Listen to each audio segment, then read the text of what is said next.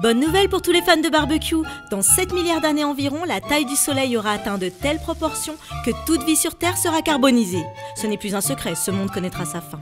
Et seuls des optimistes irréductibles croient encore que nous allons trouver le moyen d'éviter la grillade géante. La plupart des gens pensent qu'autre chose nous exterminera, bien avant que cela n'arrive. Une guerre nucléaire? Un réchauffement planétaire? Un impact de météorites? Le manque d'eau potable? Ou autre? Tout est possible.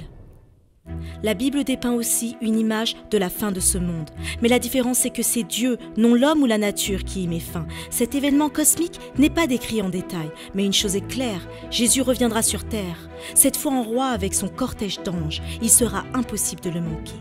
La Bible nous dit que le monde entier en sera témoin. Étant donné que notre planète est une sphère, cela pourrait sembler défier les lois de la physique, mais la Bible affirme qu'au retour de notre Créateur, il en sera exactement ainsi.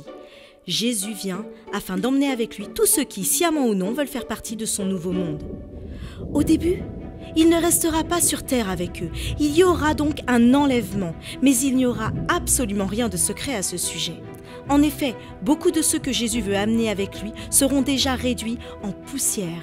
Il doit les recréer.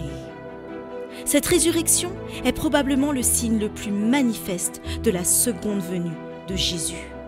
Donc, si vous rencontrez un Messie au coin de la rue et que les morts ne sont pas ressuscités de leur tombe, vous pouvez l'aider à trouver un bon thérapeute. Le vrai Christ apparaîtra avec tant de pouvoir et d'autorité que cela divisera les humains en deux camps. Ainsi, ceux qui l'auront rejeté tenteront de se cacher et mourront au milieu du chaos qui s'ensuivra.